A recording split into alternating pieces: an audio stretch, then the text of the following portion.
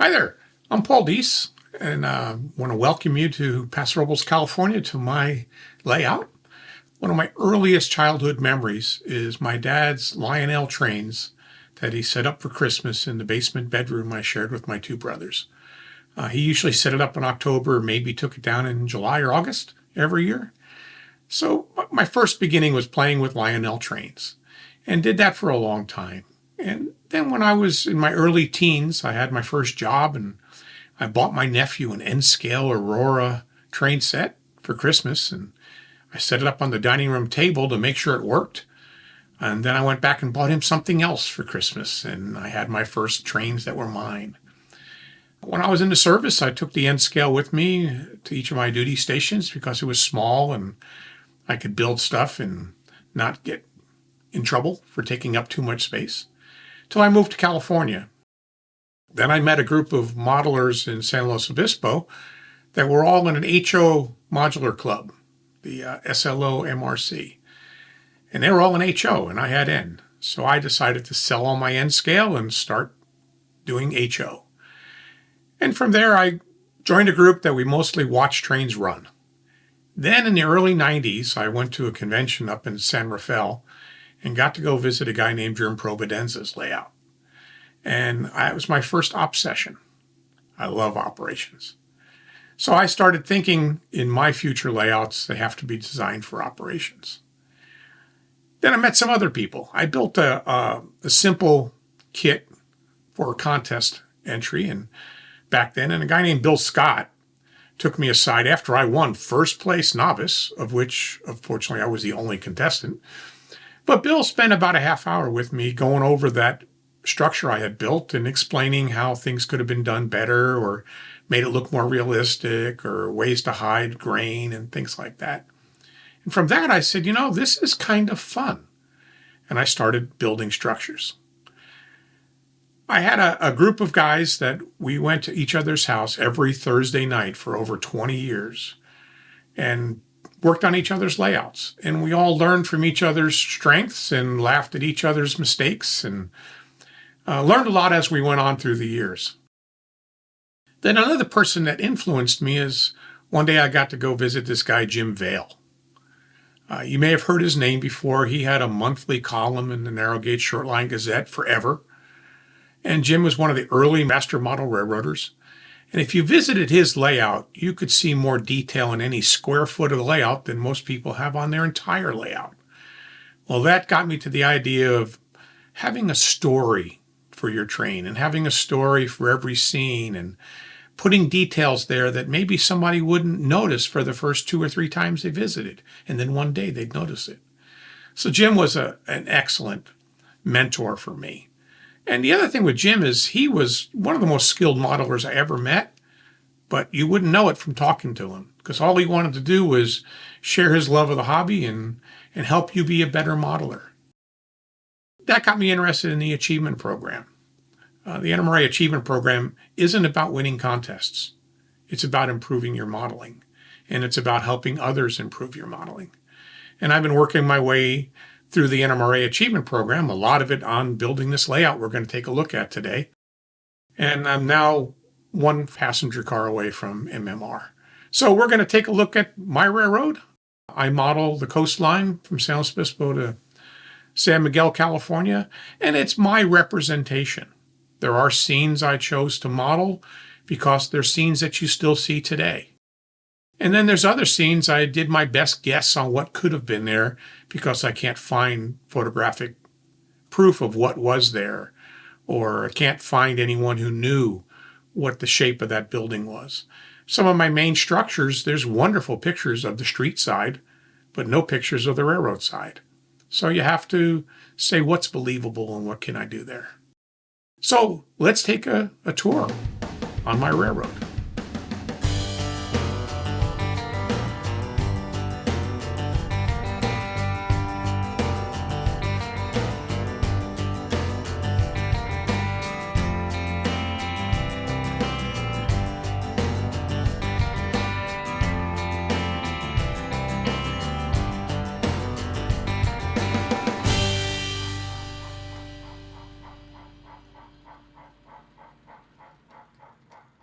So the first train we're going to run is one of the big freights. It's a 317 West, which in real world would be about a 100-car freight. In my layout, it's about a 25-car freight pulled by a cab forward. And that train will bring freight into San Luis Obispo. So the first place as the train enters the visible layout will be crossing the lift gate that goes across my doorway. This is lift gate 2.5. I've been struggling for a while to get a lift gate that's easy to use and maintains proper alignment. I've got the proper alignment down, but the easy to use isn't so great. So the train comes across the bridge, then we enter the town of Edna. Edna was a small town just south of San Luis Obispo with some packing houses. And as we pass Edna, we come into the San Luis Obispo yard. The San Luis Obispo yard was a really busy place back in 1949, and it is in my op sessions. So this train will drop 25 cars. Another train coming from the north will drop 25 cars. And the crews working the yard will break those down into all the locals that'll then go out of the yard. In the real world, they ran about 28 trains a day coming through San Luis Obispo. During a normal operation session, we get about 12 trains in and out of San Luis. So the train will come into San Luis Obispo, which is modeled based on the actual track plan, but about a third of its real length. But every turnout is there, and I built every turnout by hand. And one thing I learned is you go back later and take those first turnouts out and throw them away because you've gotten better at the skills of hand laying track. So 317 West is stopped in San Luis Obispo, where the crew will break it down and start building locals. If you notice behind the engine, there's this freight house. It's called the Black Creek Freight Station.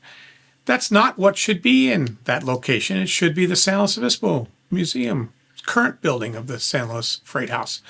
But that's from Jim Vale's layout. And one of the things I really liked about Jim, besides the way he talked and the way he acted and his beautiful modeling, was his attitude to nitpickers, as noticed by the sign that Jim put about nitpickers beware.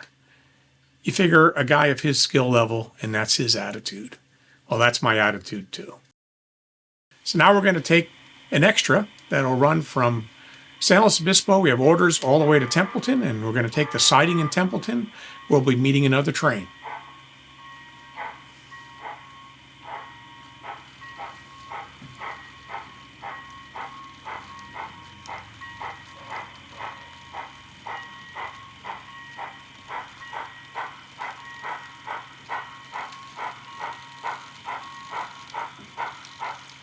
So we're departing San Luis Obispo, exiting the yard through the crossovers, and we're about to enter CTC territory.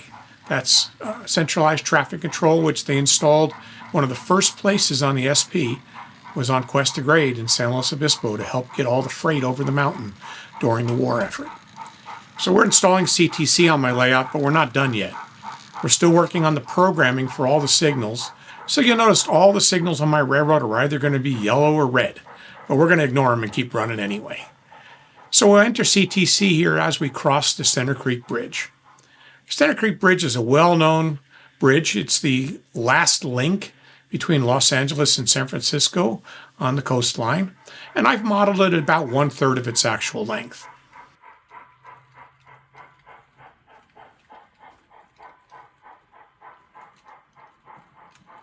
So we'll cross the Center Creek Bridge, and up ahead, there's what would be the Gold Tree Y. The Gold Tree Y was a Y just after the bridge that serviced Camp San Luis Obispo initially during the war. On my railroad, I didn't have room for both legs of the Y, so the timetable mentions that one leg is out of service due to maintenance away. And the other leg goes through the backdrop and heads to staging of Camp San Luis. Well, that became a problem for me. One, I didn't line my tunnels to make them dark. And two, I have this hole in the backdrop. So for years, I tried to figure out what can I do. Well, there used to be an old mine that had a lode inside the Gold Tree Y. So I looked at pictures of that, and I scratch built the structure you see now. It's not servicing anything anymore, but it's hiding that opening, and it's okay for a train to run through it. So as we pass that structure, we're now going to be in the Horseshoe Curve. And the Horseshoe Curve, very famous photos you have seen of it, of the daylight train where the curve is tight enough. From the rear of the train, you could see the locomotive and the entire train going through the curve. Well, as we enter the horseshoe curve, we also start a 2.5% climb up Cuesta grade, which I've modeled at 2.5%. So anything longer than our current train would require a helper. But it was a way for me to get from one level to the other at a realistic rate, plus to force helpers on my operating crews. As we continue climbing up the Chorro siding, we'll pass another train. This is 890 West, a maintenance away train that's in the hole waiting for us to go on by. As we pass 890 West, we're going to approach Tunnel 11.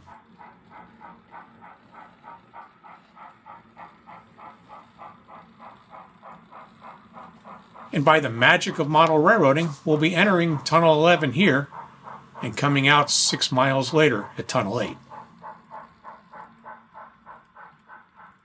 Even with my 2.5% grade from one level to the other, it didn't gain me enough elevation. So while we're in the magic model railroading, we do a single lap of the helix. We come out of Tunnel 8 and immediately dive into Tunnel 7. Now, as we exit Tunnel 7, we come into Thiel.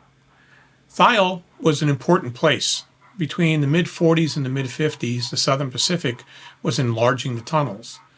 They would push a gondola into the tunnel, blast out or dig out one section of the tunnel roof into the gondola, pull it back out, transfer to another gondola which dumped the rock and dirt over the side of the hill. And they did that in between trains, still running 20 trains a day. My model of Thiel has just started. It's just basic scenery for now. As you can see in the old black and white photos, I have a lot of work to do to actually capture this entire scene. So as we exit Thiel into Tunnel 6, if you look close, you can see the window blinds inside the tunnel. There's some mistakes that you shouldn't make that I did. Put linings on your tunnels before you build the scenery over the top of the scene. That's going to be a tough thing to fix, but eventually I will find a way to hide those blinds. As we exit Tunnel 6, we now come into an area that is called Questa. It may actually be familiar to any of you that have ever driven over Cuesta grade on Highway 101, because we're going to come out underneath the Highway 101 bridge. I was fortunate enough to find some old photographs of when the bridge was under construction, and also a photo of an early Amtrak coming under the bridge. That siding is currently now used for maintenance away. Back in the day, it was where the Southern Pacific ended their run coming down California while Cuesta Grade and Stenner Creek were being conquered. As we exit this Cuesta siding area, we go back across my lift bridge. You may notice the lower third of the bridge is up. That was for ease of in and out of the room and just shows the flexibility of the bridge. It also does cause you problems. You'll hear some good clicking as the cars go across the bridge. And that's from crossing over a gap on a curve. No matter how hard I work at it, I can't get it perfect because then the weather will change and things will move a little bit. We're now entering the eastern end of Santa Margarita, which was the end of CTC for the grade. It also was the home of a number of small industries that I chose to model. First is a small stockyard, and then a lumber yard.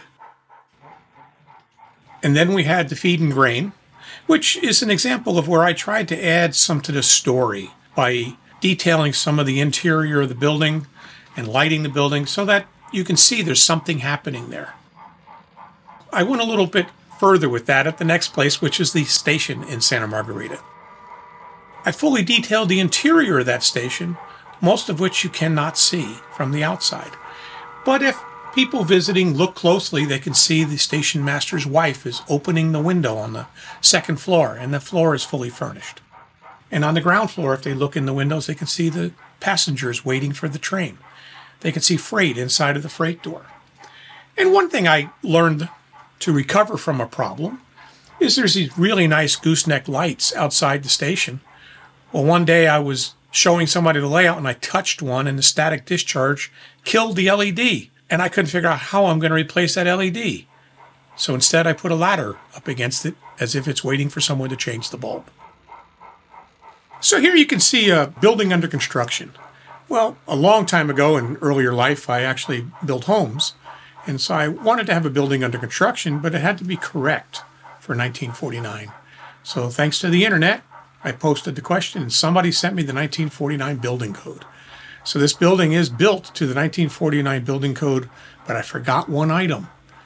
And someday if you come visit, if you can figure it out, you'll get the prize. Why was Santa Margarita a railroad town? It was for the Y.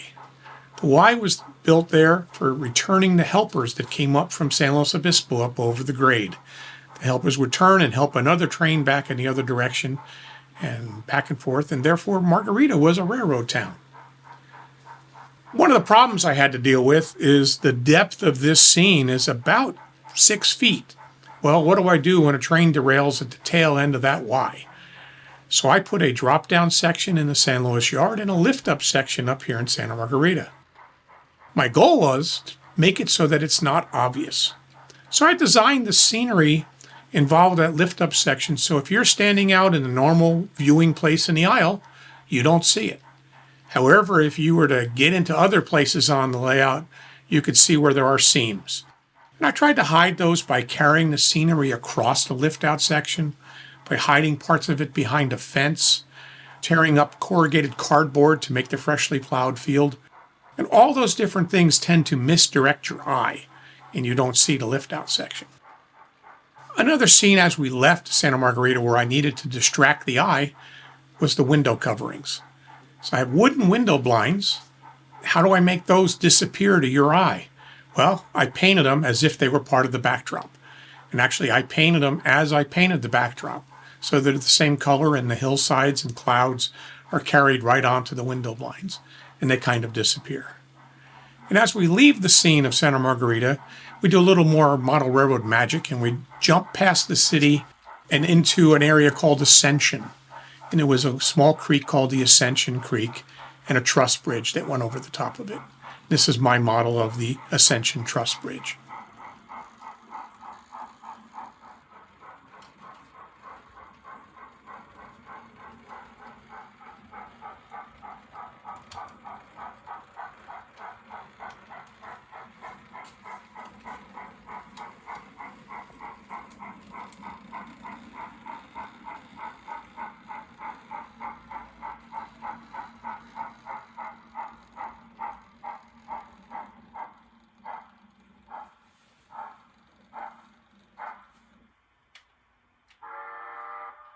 We're holding in Templeton, waiting the arrival of the Coast Mail, Train 72 East. While we're waiting, let's talk a little bit about this town.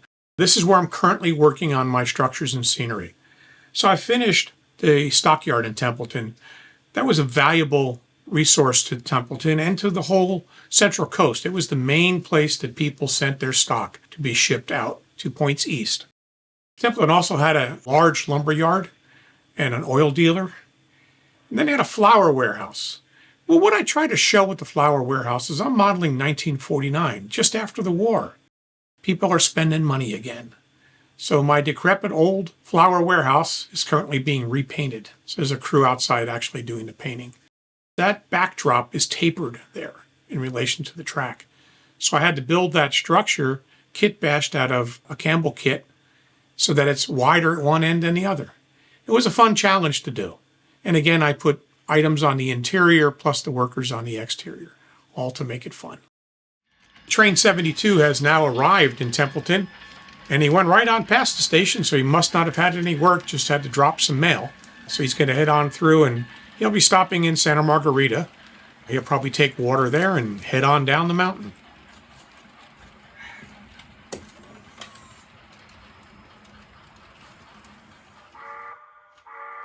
We now have orders to proceed on all the way to Watsonville. So we'll pull out and head out of Templeton, passing the Templeton Feed and Grain Building. That was another fun building to try to figure out. There are thousands of pictures of the street side of that building. I could not find a single picture showing what it looked like when it was served by rail. Now that I've said that, one of you is probably going to send me the picture showing I did it wrong, but oh well. And then we're going to pass my stand-in passenger station. This passenger station has been a stand-in now on 3 layouts for probably 3 different locations on this layout, and eventually it'll be replaced by the correct station for Templeton. And as we pass that station, we work through another scenic area. As we head towards Paso Robles, we just go through some beautiful scenery and head to a meet in Paso Robles.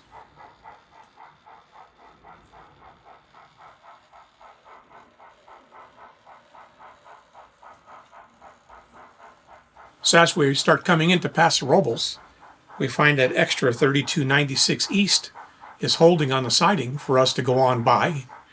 And as we pass 3296, we notice its caboose has got lit marker lights.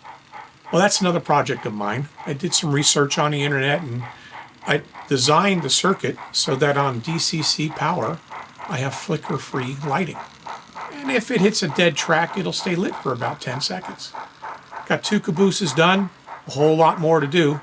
So it's another project to add lighting to all my cabooses. So you may have noticed in some of the shots some odd things on my layout. One of which is these little red wheel sets. Well, my layout is built on a grade most every place on the layout, and if you have a free rolling car and you put it out on the siding or leave it on the main, it tends to leave. So you take these chocks, put them down on the track, and they'll hold the car on a grade. Another item I use, if you're going to leave your train blocking the main while you do work, the rules say you must have a flagman protect the front and rear of the train. So we have these flagmen that under DCC, they'll actually light up with a nice red flag. And those will be set out on the track to block opposing traffic. Now we're going to roll through the town of Paso Robles. Paso Robles will be a major scene on my railroad, but right now, every structure in Paso is a placeholder.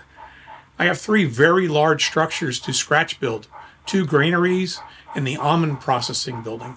The almond processing building is still there. It's now a winery, but it's known as the pink or salmon colored structure. And each of these structures will be about 2 foot long, but they're yet to come. As we leave Paso Robles, we'll go around one more curve and go through the little town of San Miguel. And in San Miguel, we'll do a water stop.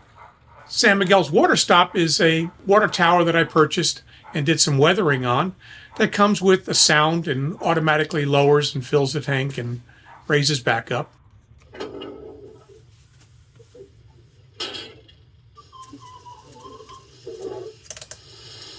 Part of the fun of that is it makes operators stop for a little bit.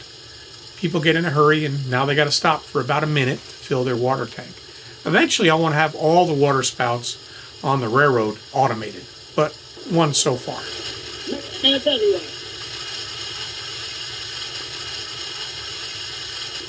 Watch it, go the cloud.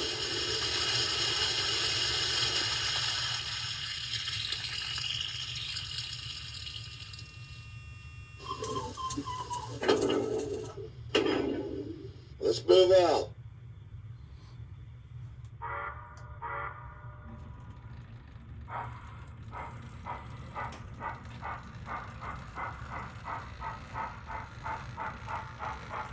Well, most of San Miguel is yet to be built. I need to build a granary, scratch-built a beet loader, the SP milling warehouse, and a lumber yard, and some other buildings for in town. As we come out through town, we go past some more Jim Vale buildings. They're going to be staying on the layout. And then we're going to cross my lift bridge for the 3rd time. The lift bridge is designed so when we're not running trains, all 3 sections telescope up above the doorway, give easy access in and outside the train room. At this time, I'd like to thank the Thursday night boomers, Hilding Larson, Rick Anderson, Terry Taylor, Matt Hoffman, Glenn Geisinger, and Michael Hayworth. We used to get together every Thursday night and work on each other's layouts. Without them, this layout would never have been built. Now we're into staging at the upper end of the layout.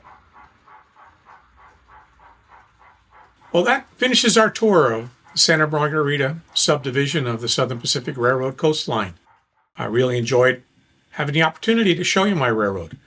And if you ever in the Paso Robles area and would like to see the railroad in person or maybe join us for an operating session, you can send a message to John through Patreon and he'll make sure the word gets to me, because I really enjoy sharing my railroad and get to see the future progress on it. So I'd really like to thank everybody for taking the time to watch this video. Hope to see you.